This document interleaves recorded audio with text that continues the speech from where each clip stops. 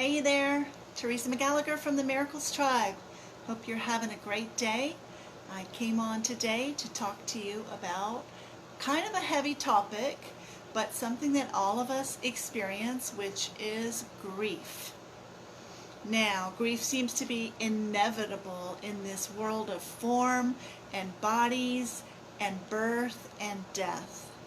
And all of us experience the loss at one time or another of either someone that we love, a pet that we love, or even something that's very meaningful to us. We can go through the grieving process when we lose a job, or lose a home, or lose a dream, or lose a marriage. Divorce is one of the most stressful things that people experience, and it's like a kind of a death, and it can seem even worse if you feel that you've been rejected. So that can induce a period of grief. And the scientist Elizabeth Kubler-Ross came up with the 5 stages of grief, which you may be familiar with, and those are natural human emotions that everyone goes through after a loss of some kind that involves something that is important to you. However, what I want you to know, and what I came on here to tell you about today, is that grief is not necessary. That may seem crazy, that may seem unnatural, but I have my own personal experience with grief that I would like to share with you. So, what does A Course in Miracles have to say about grief? A Course in Miracles says that there is no cause for any grief at all. There's no cause for it. The reason that we experience grief and we go through grief and suffering is because of attachment. We get attached to a person or a job or a home, and we think that our happiness and our joy in life depends upon that thing or that person. And then when we lose that thing or we lose that person, all of a sudden we suffer because we experience lack. We're coming from a place of lack, which is an egoic place. Your true self knows no lack.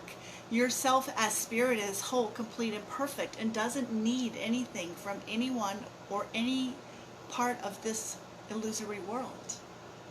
So when you can know yourself completely as spirit, when you can know that there's so much more to you than just this limited body, just this small egoic personality, you don't have to experience the suffering that the ego comes up with to keep you trapped in this illusion.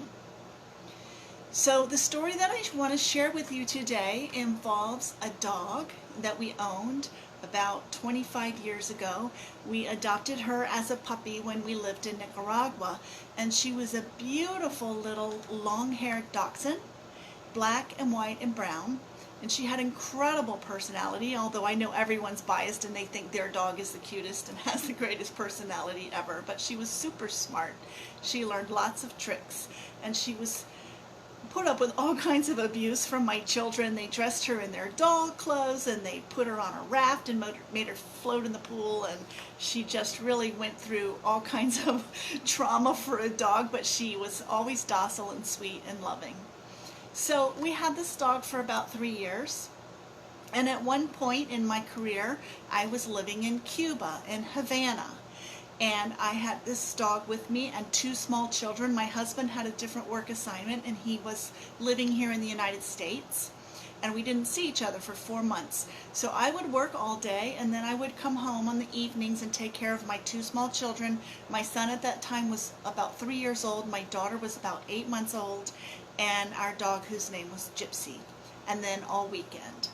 And at that point, because we had just arrived and we had not moved into a home yet, we were living in a hotel. And that hotel was a very sort of fancy hotel only for foreigners, and it had a swimming pool, and around the swimming pool there was a fenced enclosure. So I would take my children to the swimming pool on the weekends and take Gypsy, and after a few weekends it seemed like everybody there was pretty friendly and nice, and it seemed like a safe environment. So I would let Gypsy off her leash so that she could wander around within this fenced enclosure, and I could give my full attention to my children and make sure they didn't drown. So one day I was packing up all of our belongings, the diapers, the pool toys, the stuff for the kids, and the two kids, getting them ready to go back to our hotel room. And Gypsy was wandering loose, and I called her to come back to me. And at that moment, I noticed a man leaning down with his hand out towards my dog. And I thought to myself, that's a little strange. I wonder what he's doing. So we got back to the hotel room, and Gypsy started convulsing. She went into seizures, and I thought, oh my God, he gave her something, and I need to get her to a vet. Well, I didn't know my way around. I called the office and asked for help. They gave me the directions to a vet's office. I loaded Gypsy and my two children into my car, and I drove and drove looking for the vet's office. I got lost. I was in a panic state. She had started to vomit blood. It was like a very tragic situation. And then I couldn't find the vet's office, so I stopped and asked directions. Of course, no one spoke English. I had to do all this in Spanish. And I realized that I was on the right road, but I was going the wrong way, so I had to make a U-turn and go back. Finally, I arrived at the vet's office. There was a long line of people outside. It was a Saturday morning waiting to be seen. And I got out of the car with my dog in my arms, and people there were so kind. They saw I had an emergency, and they let me cut in line in front of them to see the doctor. So I got Gypsy into the doctor. I went back and got my children out of the car. And then what I learned from the vet is that she had been given strychnine, and there was nothing they could do for her. So I was there alone with my children. My dog died at the vet's office. They came to me and said, you know, take her home and bury her. And I said, I have no place to bury her. I'm living in a hotel. And they said, okay, if you will give our gardener $5, he will dig a hole here in the garden for her, and we can bury her here at the vet's office. And that's what we did. So I was overcome with grief when this happened. My children didn't understand what had happened. My son actually asked me when she was going to come back out of that hole in the ground and be with us again. And my husband wasn't there. I felt very alone and very upset by the whole incident. And then I had to go speak to the security officer at my place of employment and give a report about this incident, because clearly I had been targeted as an American, and I couldn't even remember what the man looked like who had given her this poison. So I felt very, very guilty. I felt guilty that I hadn't watched her properly and kept an eye on her. I felt guilty that I couldn't help to identify the man who had poisoned her. I just felt terrible about the whole situation. And for years after this incident, I could not think about my dog without bursting into tears. Just the very thought of her would make tears well up in my eyes and pour down my face, and I did not know how to escape from that very upsetting feeling. I just felt trapped by grief. So that's part one of the story. I'm sorry, it's very sad, but it gets better. And what happened later on was I had an opportunity about maybe 10 years after this happened to visit the Association for Research and Enlightenment in Virginia Beach, which is where I grew up.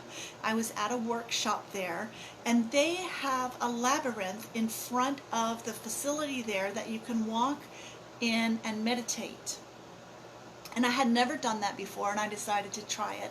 So I went up to the labyrinth, and I started walking, and I was thinking, for some reason it came into my mind, the thought about my dog and what had happened to her.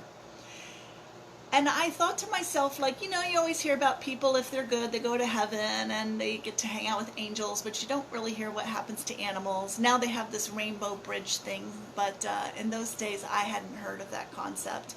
And I thought to myself, if I could just know that Gypsy was okay, that she was in heaven, that she was no longer suffering, that she was happy now, I could feel better.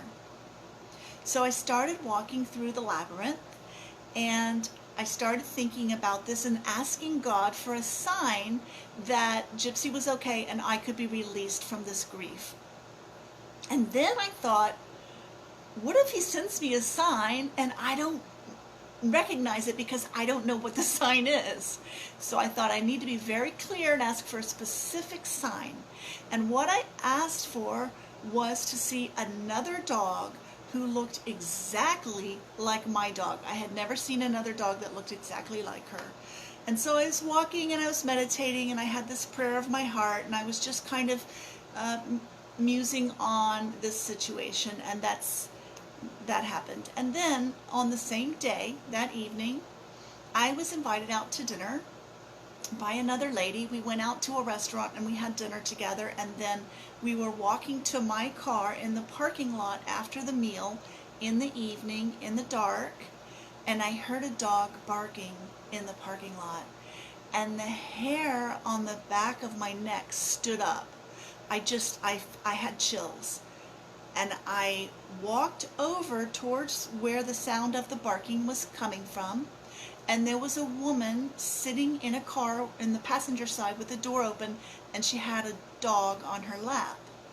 And I was so freaked out, I didn't even want to get too close, but I approached her and I said, "What kind of dog is that?" And she said, "It's a long-haired dachshund." And it looked exactly like my dog. So this was one of the first miracles that I ever experienced in my life, and the reason it was a miracle is not only because my prayer was answered and God sent this sign to me that my grief was unnecessary, but from that moment on, I never again felt sad about that incident. I could think about Gypsy and I knew she was okay. I knew I didn't need to grieve. I knew and I saw clearly that the whole cause for my suffering was my guilt, that I had made myself guilty. And later I came to understand that everything is always happening just the way it's meant to happen.